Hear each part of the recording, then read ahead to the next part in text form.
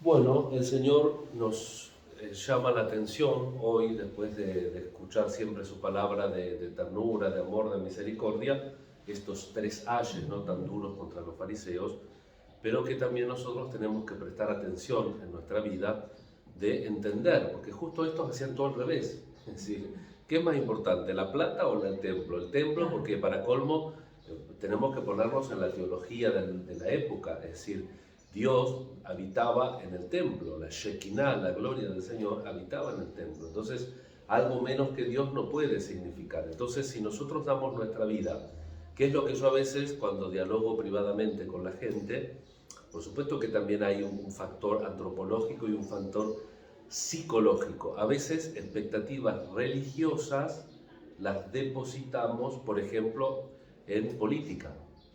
Yo a veces hablo con curitas piadosos, monjitas piadosísimas, pero que me usan un lenguaje religioso para algo que no. Es decir, usted no tiene que tener fe en los políticos, usted tiene que tener fe en Dios, usted no tiene que tener fe en los curitas y en las monjitas, usted tiene que tener fe en Dios.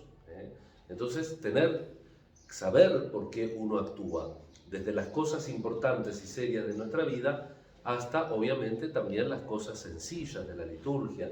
¿Por qué tenemos que celebrar? ¿Es importante el altar? ¿Es importante el tesoro? ¿Nosotros escuchamos a Jesús criticar el tesoro del templo? No. Inclusive le gustaba ver la gente cómo reaccionaba. Se me ocurre a mí, es decir, creo que lo leí alguna vez en alguno de los estudiosos estos alemanes que así con lupa van estudiando todos los versículos de la Biblia. Cuando Jesús alaba a la pobre viuda que tira esas dos moneditas, la ve porque estaba mirando, porque las dos moneditas de cobre no sonaban nada.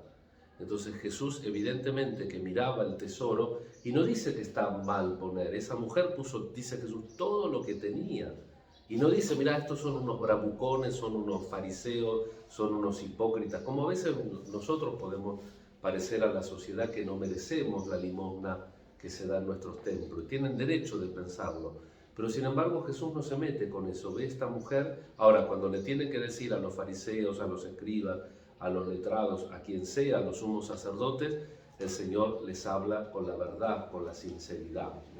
Así como escuchábamos los profetas hasta la semana pasada, y ahora hoy tenemos la carta, la segunda a los tesalonicenses, por 3 días, donde Pablo es un poquito menos simpático que en la primera, pero quiere corregir algunas cositas. Pero la dinámica es la misma que en el Antiguo Testamento. Mantenerse fiel a la vocación, al llamado, mantener la fe y la fe que tenga que ver con las obras. Un poquito también prolongando entre semana, como decía yo en las homilías del domingo, la enseñanza tan importante que recibimos ayer. Es decir, ¿qué es lo que tenemos que hacer? Obras buenas. Apártense de mí los que hacen el mal. Cuando el Señor cierre la puerta, solamente entrarán por esa puerta los que hicieron el bien. Y no importa que nosotros fuimos a misa todos los días, nos sentamos contigo a comer, te hablábamos en las plazas. No, fueran los que hicieron el mal. Entonces, la fe es la noticia, la fe es la aceptación de ese anuncio, de esa vocación, de esa llamada en mi vida, y básicamente la fe se realiza día a día en las obras, en las elecciones, en los actos concretos. Esta memoria que hoy estamos celebrando de María Reina es de institución reciente, fue establecida por el siervo de Dios, el Papa Pío XII, al final del año mariano, en el año 1954. En ese momento, por supuesto antes del concilio, antes de la reforma litúrgica, se puso como fecha fija el 31 de mayo, el último día de mayo. Pensemos que en Europa el mes de mayo es el mes de María, ¿no es cierto? Ahora se celebra hoy, el día 22 de agosto, como recuerdo de la antigua octava de la Asunción, desafortunadamente suprimida, porque el concilio dice, bueno, el concilio Sacrosanctum Concilium da la norma, es una ley marco, dice simplifíquese. Entonces, bueno, se simplificaron las octavas, había mucho.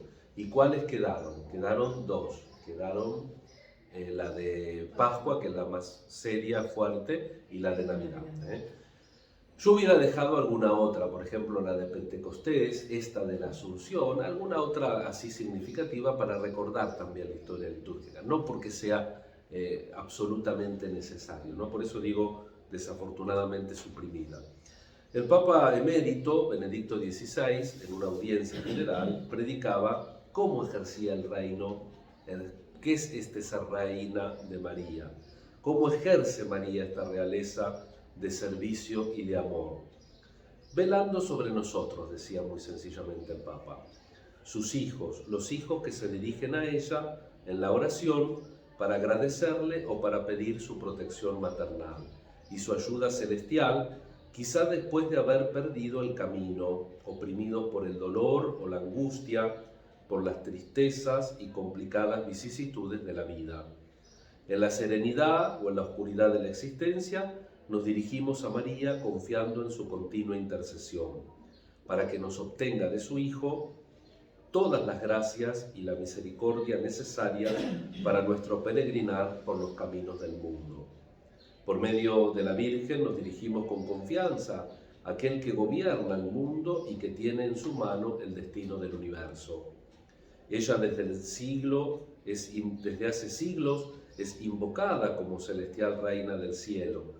8 veces en las tradicionales letanías lauretanas, después de la oración del Santo Rosario, es implorada la Virgen como reina de los ángeles, de los patriarcas, de los profetas, de los apóstoles, de los mártires, de los confesores, de las vírgenes, de los santos, de la familia, de los pobres. Porque recordemos que el Papa Francisco también es muy devoto de la Virgen y ha enriquecido también las letanías lauretanas. El ritmo de estas antiguas invocaciones y las oraciones cotidianas como la Salve Regina, Salve Reina y Madre de Misericordia, nos ayudan a comprender que la Santísima Virgen, como Madre nuestra junto a su Hijo Jesús, en la gloria del cielo, está siempre con nosotros en el desarrollo cotidiano de nuestra vida. Y es importante, en la catequesis esta que tomé un fragmento de Benedicto XVI en el 2008, también recordar lo que nos señala muchas veces el Papa Francisco, recordar, mantener estos títulos marianos como Reina, Cristo Rey también, pero cuidado con el triunfalismo. ¿Por qué? Porque todo tiene que estar garantizado y controlado por la soga.